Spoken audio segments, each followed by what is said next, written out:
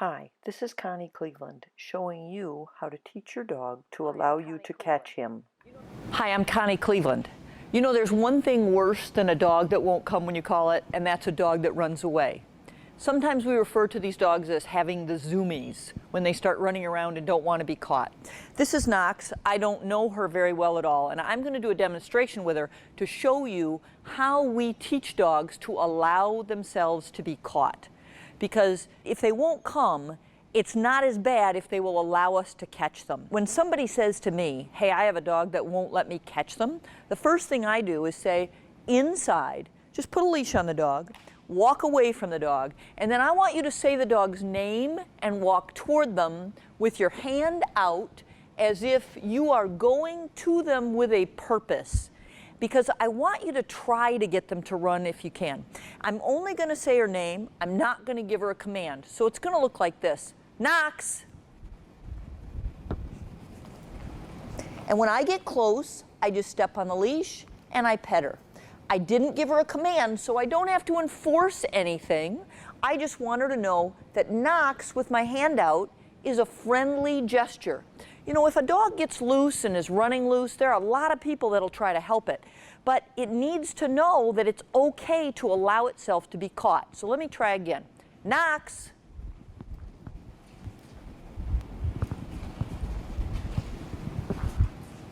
Good girl. Good girl. And then I just walk away. So if you were doing this in your house, maybe the dog leaves the living room and runs down the hall and into the third spare bedroom, and you go and runs behind the bed. You just follow him back there, and when you get there, you pet him.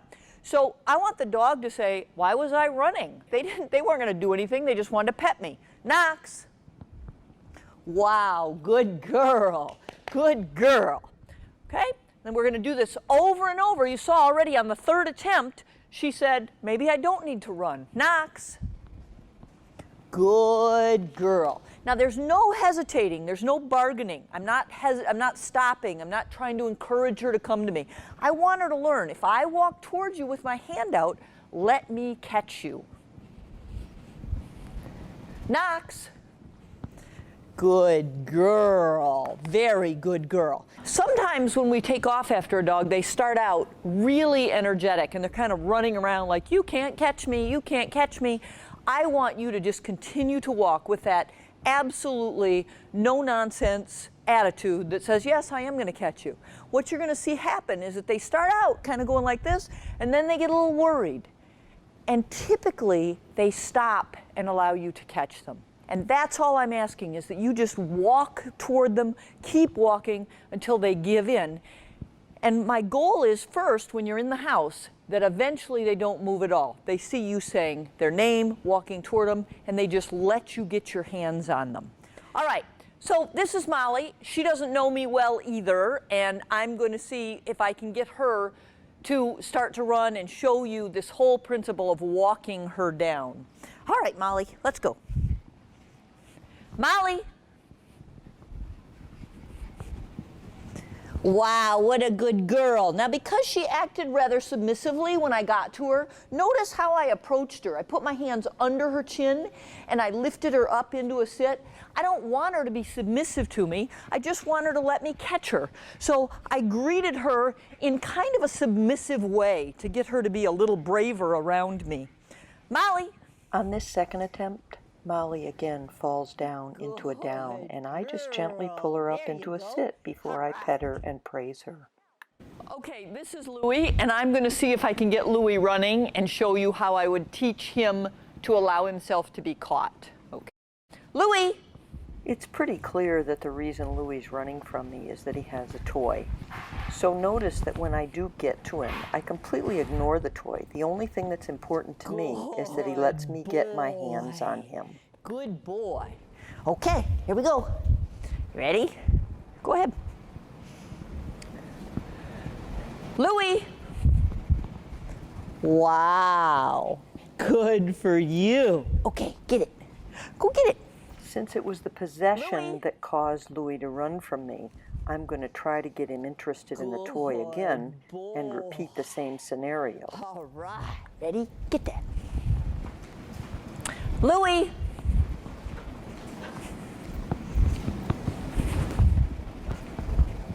I really would like Louis to learn that anytime I'm coming toward him with my hand out, he should allow me to catch him. And notice that I'm not going to change my attitude or my speed. Good boy. Good boy. Very good. Okay. I think most of us don't believe that a dog will allow himself to be caught when he starts to act that way. And so we right away start to bargain with the dog. We slow down, we try to kind of fake him out, we rattle the car keys. And I think you're going to be surprised at how many of them will just give in when they realize you're not playing and your attitude's not going to change. Louis!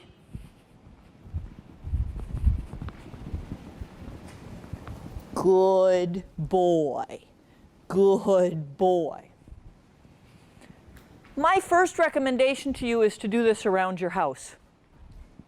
Once the dog is allowing you to catch him in the house, then I want you to go out in the yard. Oftentimes what I'll do is leave the back door open, or I'll leave the door to the garage open. Dogs really aren't very smart about running around and staying out of reach. They often will run back into the house, or they'll run into the garage where you can catch them. If you have been conscientiously working on come with a long rope, and you still think, well, if I shorten my rope or if I take the rope off, this dog is not going to allow me to catch him. First, you're going to teach him that when you say his name and walk toward him, he should let you catch him. Then you're going to teach him, you're going to say come. And when I get hold of him, I'm going to enforce a come command.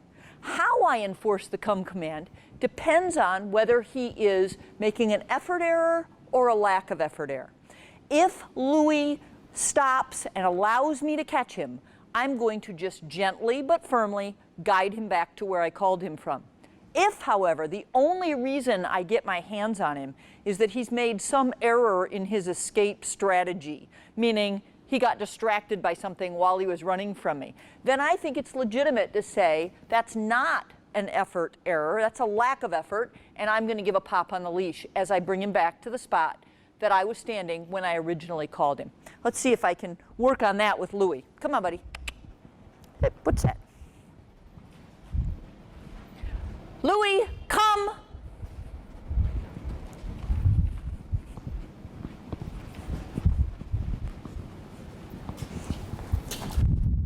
In this sequence, Louis had no intention of allowing me to catch him. Good boy. Good for you. The only reason I caught Louis was that he had started playing with that toy and he'd forgotten that I was chasing him. So I think it was legitimate that I give a pop on the leash and enforce that come command. Come on, Louis, let's try it again. Get that. Louis, come.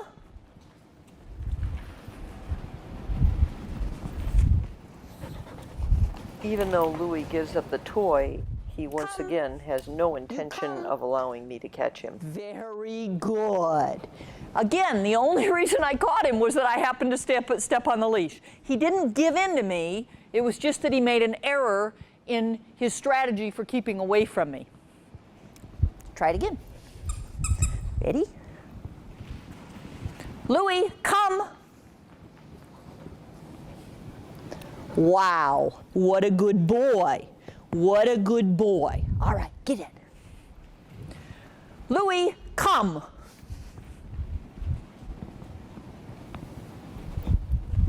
Very good. Good boy. Now I know that I started him running by walking toward him as I said come. If I had stood still, he may have come, but I started the chase. But when he got over there, he stopped and allowed me to get my hands on him. And that's why I was just gentle but firm as I brought him back to me. One more time. Louis, come. Louis may not be totally committed to coming, but he absolutely allowed me to catch him. That a boy. That a boy. Hey, I hope that was helpful. That's how we tackle dogs that run away. That if you start by walking this dog down, first in your house, then in your yard, and then adding a come command with the same principles, that you can get this under control.